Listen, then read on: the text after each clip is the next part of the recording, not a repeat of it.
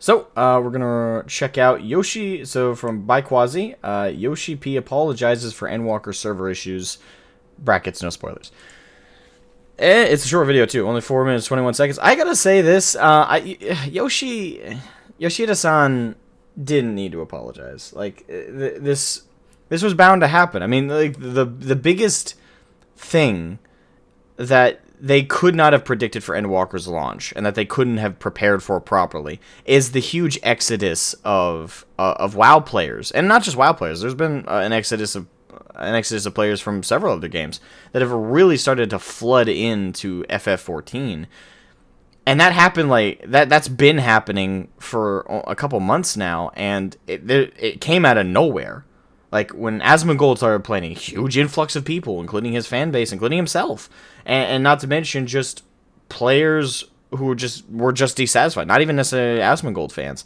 Bunch of people like myself who just got fed up on our own time with Blizzard came over to the game. And then there's again other players from other games that they either got just played to hell and back, or got bored with, or the devs disrespected them. But many people have been flooding in, and it seemed to happen very recently in the grand scheme of things. It was just a massive influx of players for the game that there's no way that development-wise they could have prepared for in time for Endwalker to probably come out. And I have no doubt that to a degree that probably influenced their delay.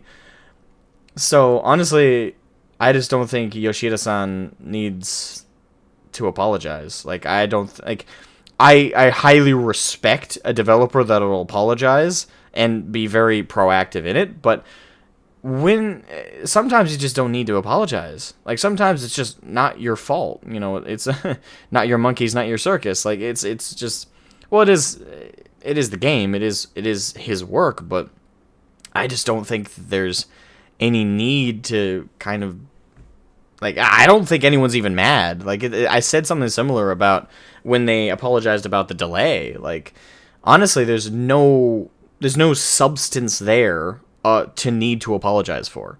Like, anyone with half a functioning brain knows that things were gonna happen. Hell, I'm surprised the servers are as functional, at least on the end I'm playing on. They're as functional as they are.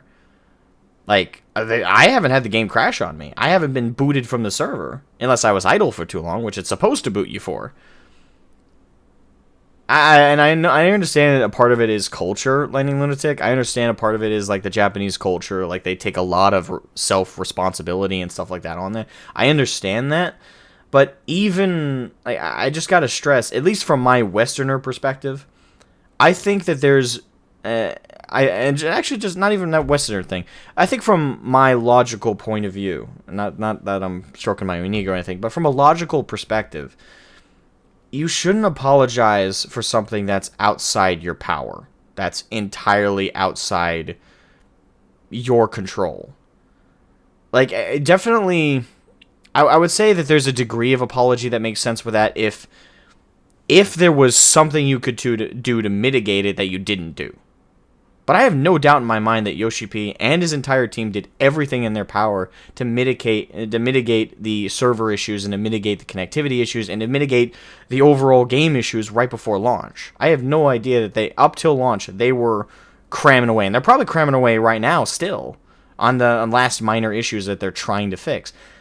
And overall, this has launched very smoothly from my perspective. I have not encountered any bugs, errors, visual glitches.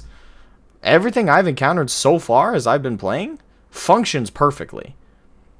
And I get that the big issue is the server capacity. A lot of people are stuck in queues that are like 20,000 plus people long during certain times of the day. I get that that's a huge thing, but even then, there's what could they have done? And right now, it's the server tower things that companies like Square Enix would buy for this are kind of expensive. And the whole COVID thing, like, there's so much that's just outside their control. So I'll leave it off at this. I don't think I respect Yoshida-san for apologizing, but I just don't think I don't think it's on him. I don't think that this apology needed to be made. I don't know a single player who's actually, like, mad about this. Like, it's all just stuff that I would consider expected. But again, mad respect that they would even apologize for something that's just not their fault. But let's see what Quazii has to say about it.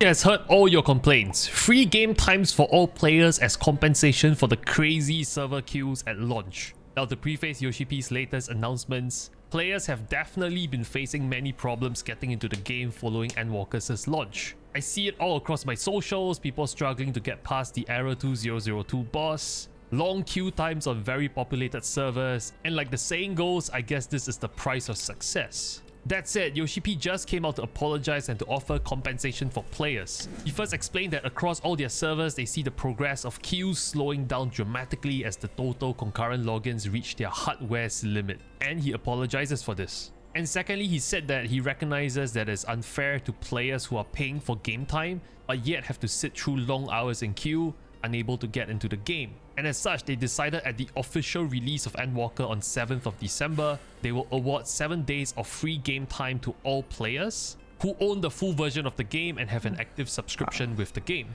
I mean, Matt, and that's awesome. That's great. And I'm happy to hear that. But and it's a goodwill thing to do. Even again, I stand by that they don't need to apologize for this. This is not on them.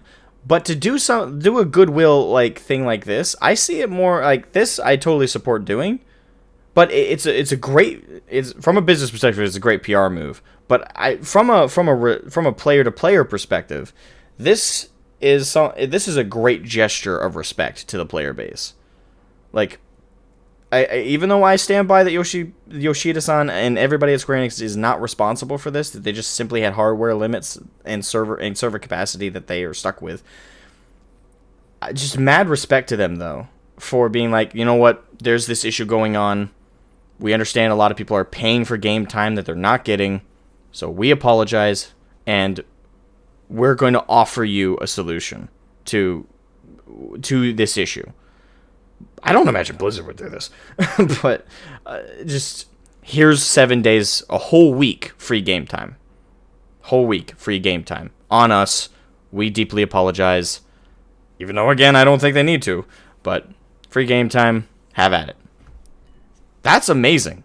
Like for me, like imagining a modern studio or company willing to do that is like Twilight Zone. It's a really good gesture, and I really think it's cool that they did this. And it's really cool. Clarified that this applies to people who are also playing on the 30-day free play period. He added his team is also monitoring the situation and might give more free game time if the matter persists, though these are to be announced at a later date. I believe this is the first time ever they are giving away free game time at an expansion launch.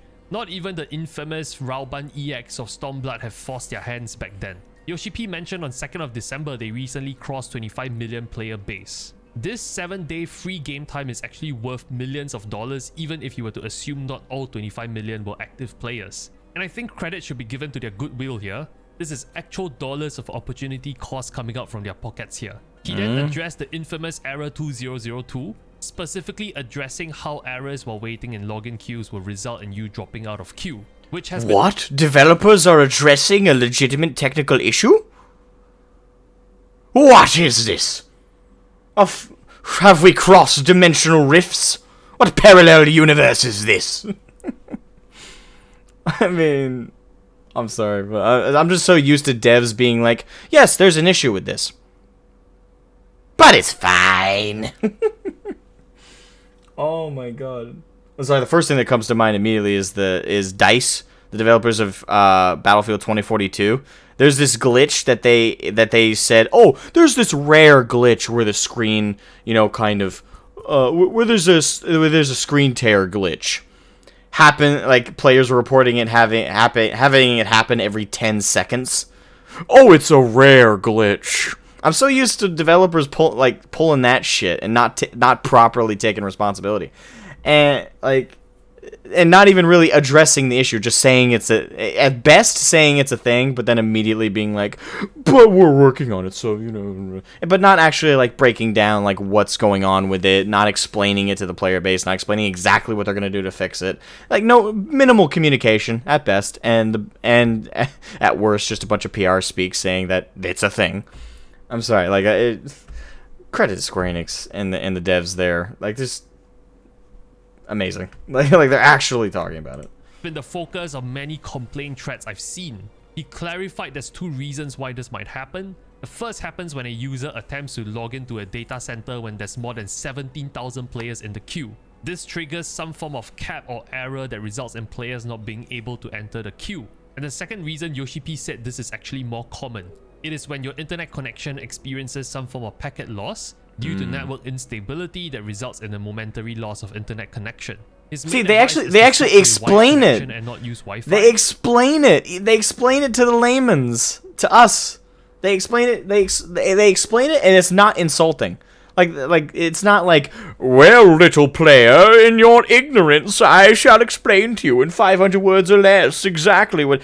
No, it's like they're talking to us as people, and they're being like, okay, hey, here's the exact issue, and we're gonna put it in layman's terms, and explain exactly what the issue is and how we're gonna combat it. Like it's direct communication, and it's like talking to a service provider. Like it's human. It's oh god. Even in things like this, I respect the hell out of Square and 5006, which are less common, but essentially happens when the connection to login servers time out as a result of waiting in a login queue for too long of a time. This latter also provided the peak hours of server congestions, so players can better plan their playing schedules to avoid long queues. He then went on to debunk the rumor that people are able to prevent themselves from being kicked off a server for inactivity after 30 minutes by exploiting dance emotes and hitting a target dummy with auto attacks. He claimed that these are mere rumors and they wouldn't work. Lastly, he apologized for another oversight. Apparently, some players have been kicked off the servers when they were spending more than 30 minutes inactive watching the credit rolls for A Realm Reborn and prior expansions. Probably crying out their eyes, I guess. And he explained it is not their intention to kick players off during the credit scene for inactivity, and he assured this won't happen for the Endwalker's credit scene. I don't think many game developers would have the guts to lose out on millions of revenues just to placate players at a bumpy launch. And if you look at all the bumpy... And to be fair, this is not the first time Square Enix has taken the bullet of a financial bullet to the knee, or arrow to the knee, if you will, if you want to make a Skyrim reference. This is not the first time they've done it. Like, they did it before when they ceased the game.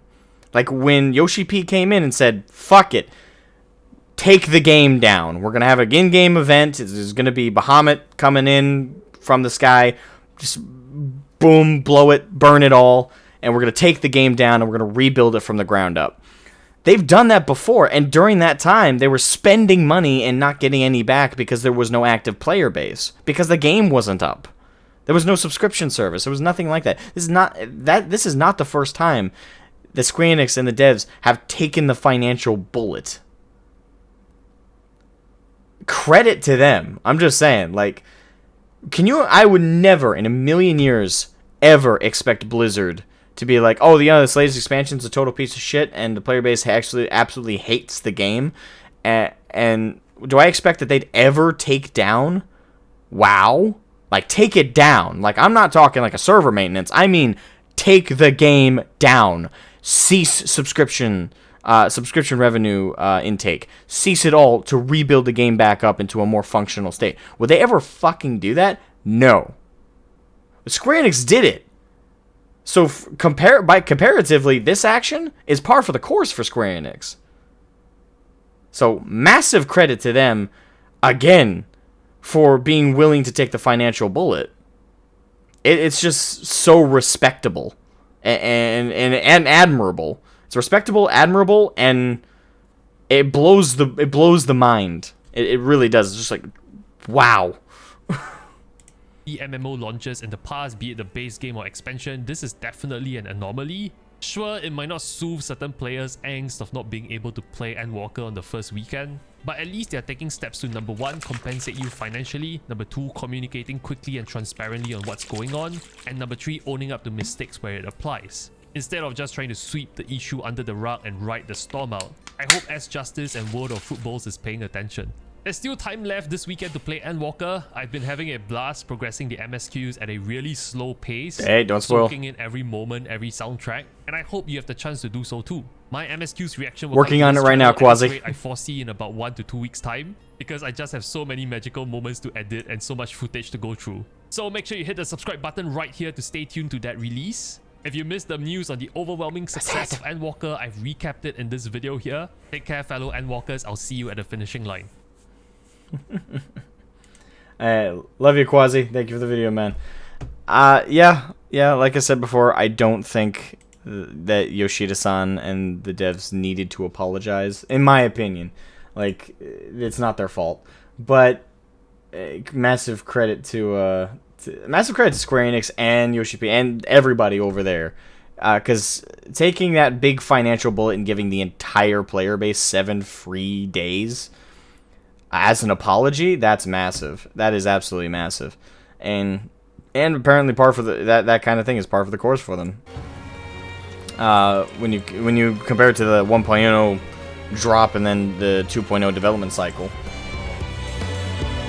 Remember to leave a like and subscribe.